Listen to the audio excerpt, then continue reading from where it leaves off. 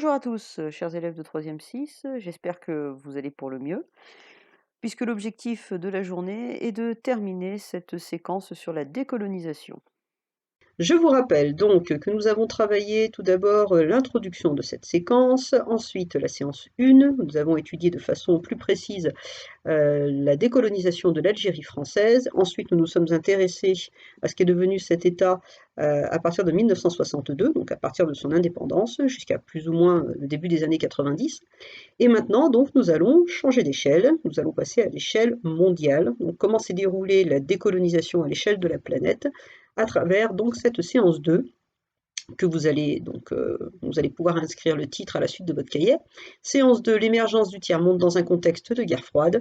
Vous l'aurez compris, la notion centrale de cette séance 2, c'est le tiers-monde, donc vous devez absolument être capable de maîtriser ce terme d'ici la fin de cette séance. Et nous allons donc commencer tout de suite avec une petite mise en contexte. Par conséquent, vous indiquez à la suite de votre cahier petit 1 depuis 45 un contexte favorable à la décolonisation. Et attention, tout ce qui suit, il ne faut pas l'écrire, vous vous contentez de noter uniquement les références aux documents. Donc page 133, c'est le planisphère, les nouveaux États indépendants. Et document 1, page 142. Un contexte favorable à la décolonisation, ce sont 3 petits textes que je vais vous inviter à lire. Comme vous pouvez le constater, j'ai précisé à chaque fois à l'oral. Qu'est-ce que cela signifie? Ça signifie que vous n'allez pas noter les questions qui sont notées ici, vous allez les garder sous les yeux pendant que vous allez prendre connaissance des documents. Vous allez essayer à l'oral, comme si on était en classe, de réfléchir à chacune de ces réponses. Et une fois que vous avez bien réfléchi et que vous avez des éléments de réponse, vous revenez, vous remettez une petite touche de lecture pour entendre mes commentaires et la correction. Ne vous inquiétez pas, bien évidemment, il y aura une trace écrite concernant ces 2 documents et ce petit 1. Et cette trace écrite, je vous la propose sous la forme d'un petit organigramme juste après. Donc, je vous attends, vous revenez quand vous êtes prêts pour la correction. À tout de suite. Voilà, j'espère que vous avez bien pris le temps de la réflexion. Donc, quelles sont les grandes phases de la décolonisation entre 45 et 65? À l'échelle de la planète, la décolonisation s'est faite en 2 temps.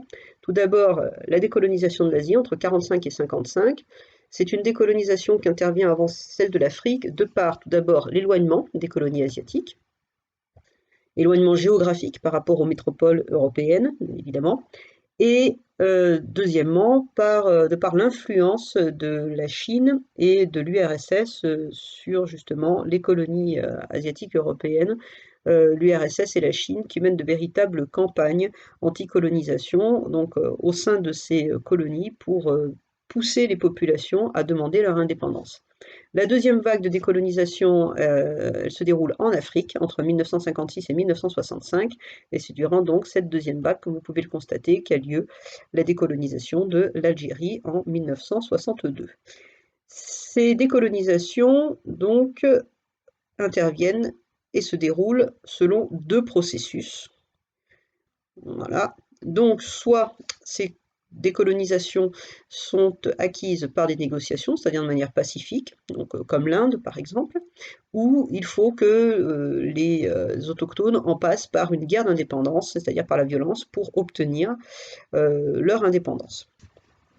Pour finir, quels sont les points de vue de ces 3 acteurs, c'est-à-dire de l'URSS, des États-Unis et de l'ONU au sujet de la décolonisation? Et c'est pour ça que je vous parle d'un contexte favorable à la décolonisation.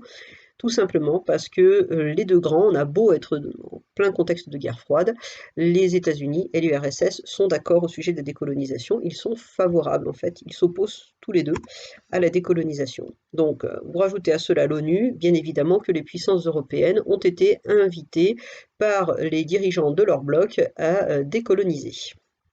Alors, la trace écrite dont vous avez besoin pour tout comprendre, c'est celle-ci, sous forme d'un petit organigramme.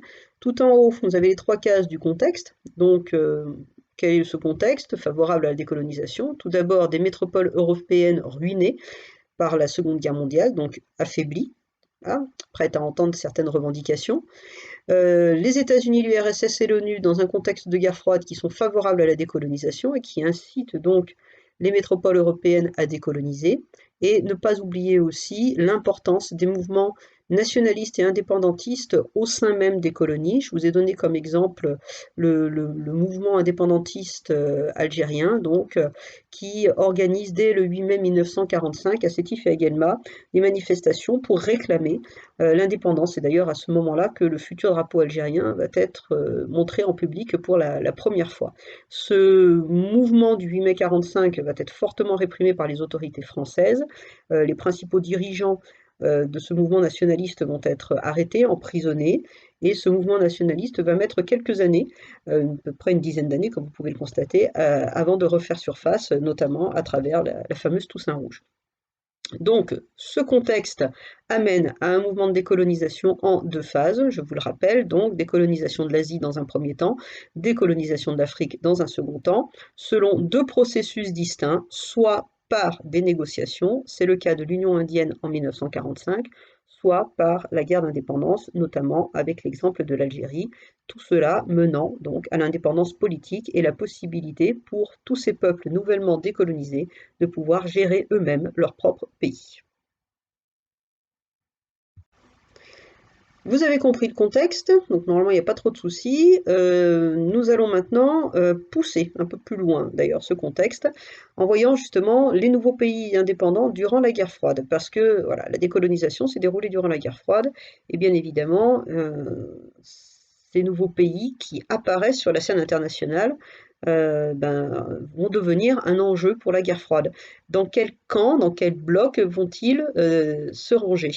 C'est la grande question. Donc pour cela, je vous demande d'indiquer le titre du petit 2, voilà, d'aller regarder le document 2, page 142 de votre manuel. Il s'agit d'un compte-rendu de la conférence de Bandung.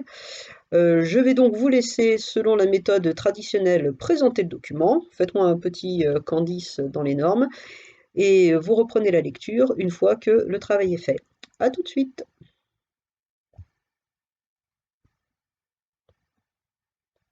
Alors, en termes de correction, n'oubliez pas qu'il faut toujours essayer d'insister beaucoup sur le contexte. Donc je l'espère que vous n'avez pas oublié tout ça. En termes de contexte, tout d'abord, nous sommes dans un contexte de guerre froide, bien évidemment. La décolonisation de l'Asie a lieu depuis 1945 et on est au tout début de la décolonisation de l'Afrique puisque le texte est daté de 1955. L'auteur, ce sont les représentants de 29 pays d'Afrique et d'Asie qui sont nouvellement indépendants ou encore colonisés. Donc ça, je pense que vous l'aurez compris. La nature, c'est un communiqué final de la conférence de Bandung. Bandung se situe en Indonésie, pour ceux qui l'ignorent. Voilà. La date, c'est le 24 avril 1955. C'est pas trop compliqué. Le destinataire ou les destinataires, ce sont les peuples nouvellement indépendants, mais aussi les peuples encore colonisés, y compris les métropoles européennes. Donc ce communiqué final s'adresse à toutes ces personnes-là et tous ces protagonistes-là en priorité. Et là où il fallait un tout petit peu plus réfléchir, c'était bien évidemment par rapport à l'idée. L'idée de ce document, hop, qui est donc la suivante, comme vous pouvez le constater. Les nouveaux États indépendants souhaitent s'émanciper de toute domination, c'est-à-dire qu'ils réclament dans un premier temps l'indépendance, notamment pour les peuples qui sont encore colonisés à cette époque-là. Et une deuxième chose qui est très importante, qui va donner naissance à la notion de tiers-monde, ils se déclarent non alignés. C'est-à-dire qu'une fois que ces nouveaux États ont obtenu leur indépendance, ils refusent d'adhérer à l'un des deux blocs, tout simplement. Ils ne veulent pas suivre ni le modèle états-unien, ni le modèle soviétique. Ils veulent proposer une troisième voie. Et voilà pourquoi donc ces nouveaux pays nouvellement décolonisés vont être appelés les pays du tiers-monde. Aujourd'hui, ces pays du tiers-monde existent encore, mais on n'appelle plus ces pays-là les pays du tiers-monde, on appelle ça les pays des Suds. Ce sont les Suds économiques que vous avez étudiés notamment en classe de 5e. Par conséquent, ces nouveaux États refusent de prendre part à la guerre froide en choisissant l'un des deux blocs. Nous allons donc étudier ensemble la construction de ces nouveaux pays indépendants grâce au sujet brevet page 147, composé à la fois d'une petite caricature et d'un tout petit texte. Et comme vous pouvez le constater, nous allons les étudier l'un à la suite de l'autre. Et on va commencer par la caricature, comme ça, moi, il n'y aura pas de souci. Je vais vous demander de présenter le document 1. Aujourd'hui, vous aurez beaucoup travaillé la présentation de document. Vive la méthode. On fait comme d'habitude, je vous laisse réfléchir. La seule chose que je ne veux pas que vous trouviez ici, c'est le dé de destinataire, parce que ça s'adresse un peu à tout le monde, l'artiste, donc vous laissez tomber pour le dé de destinataire. Par contre, pour tous les autres éléments du Candice, eh ben, j'aimerais bien pouvoir les voir figurer. Donc je vous laisse réfléchir à tout ça, et on se retrouve dans quelques minutes. À tout de suite. Alors, en termes de correction, je vous rappelle, pour la énième fois, que quand on parle de contexte, il faut toujours regarder la date. Donc la date, c'est l'année 1978. Que se passe-t-il en 1978? La décolonisation est achevée en Asie et en Afrique. Nous sommes toujours dans un contexte de guerre froide. J'aurais même pu aller plus loin par rapport à tout ce que j'ai appris précédemment. Par exemple, j'aurais pu dire qu'on avait déjà passé le premier choc pétrolier, donc en 1973. C'était tout à fait possible. Donc si vous avez noté tout ça, c'est très très bien. Ensuite, l'auteur, l'artiste, c'est Plantu, caricaturiste que vous devez peut-être connaître parce qu'on le trouve beaucoup encore à l'heure actuelle, on trouve beaucoup ces caricatures à l'heure actuelle dans de nombreux quotidiens, notamment Le Monde. Voilà. La nature, je vous le répète depuis tout à l'heure, il s'agit d'une caricature. La date, nous sommes en 1978, pas de souci. Et bah, l'idée était relativement facile, hein, puisque c'était l'idée indiquée à côté du titre, c'était le titre du document. C'est l'échec du mouvement des non-alignés. C'est-à-dire que les nouveaux pays décolonisés, en 1955, à Bandung, ils affirment qu'ils ne veulent pas adhérer à l'un des deux blocs. Or, quand on se place en 1978, comme vous pouvez le voir, la troisième voie est complètement bouchée. Par contre, la voie qui mène vers le bloc de l'Est est ouverte, la voie qui mène vers le bloc de l'Ouest est ouverte aussi. Et donc tous les pays nouvellement décolonisés entre 1945 et 1965 ont fini, par la force des choses, par rejoindre l'un des deux blocs. La source est indiquée, voilà, pauvre chéri, le centurion. Donc je vous laisse mettre une petite pause pour recopier toutes ces informations et on passe à la question suivante. Un dernier petit effort de concentration pour aujourd'hui, à travers donc la lecture du document 2, je vous demande de relever les difficultés des nouveaux pays indépendants. Et je vous rappelle que lorsqu'on vous demande de relever, on vous demande de citer, c'est-à-dire qu'on vous demande de répondre en citant le texte, donc en mettant des guillemets. Je compte sur vous, on se retrouve tout de suite. Donc les difficultés majeures auxquelles sont confrontés ces pays du tiers-monde dès leur accès à l'indépendance, hein, ce sont des difficultés économiques et difficultés qui vont s'accroître hein, au fur et à mesure des années qui passent, notamment après au niveau des années 1950. Les populations de ces pays du tiers-monde ont la particularité d'être des populations dans lesquelles le taux de natalité reste extrêmement élevé, et en même temps, les années 1950 correspondent pour ces pays à des années durant lesquelles les progrès de la médecine vont permettre d'avoir une espérance de vie plus élevée. Conséquence, la population de ces pays va énormément augmenter. Et parallèlement, donc, ces pays sont en retard du point de vue technique et du point de vue technologique. Et du coup, les différences et les inégalités entre les pays riches et les pays pauvres, donc entre les pays riches et les pays du tiers-monde, ne vont cesser de s'accroître donc de 1950 jusqu'à une période qui est encore la nôtre aujourd'hui. Allez, un dernier petit effort du poignet pour conclure cette séquence. Entre 45 et 65, la quasi-totalité des États colonisés s'émancipent de leur métropole. Alors quasi-totalité parce que certains n'ont obtenu leur indépendance qu'après 1965, que l'on soit clair. Ils obtiennent cette indépendance soit par la force, soit par la négociation, mais surtout dans un contexte de guerre froide. Donc dans un premier temps, ces nouveaux États qui composent ce que l'on appelle le tiers-monde. C'est une référence à tiers-État. C'est vrai que je ne voulais pas expliquer, mais le français qui a créé l'expression tiers-monde a fait référence en fait au tiers-État.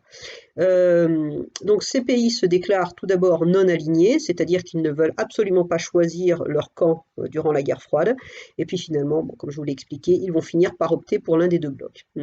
Ces jeunes États doivent affronter de nombreuses difficultés, voilà, donc des difficultés économiques que nous venons de croiser dans la question précédente, la forte croissance démographique dont je viens de vous parler, et un faible niveau de vie pour l'ensemble des populations.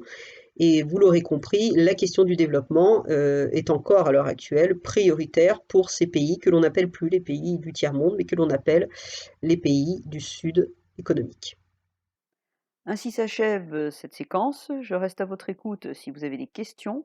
Si, vous pensez avoir passé beaucoup de temps, sur cette séance 2, c'est tout à fait normal. J'espère avoir été, assez précise, assez claire dans mes explications et j'espère pouvoir vous retrouver en présentiel, très rapidement. Passez un très bon week-end de Pâques et j'espère, à très vite. Au revoir.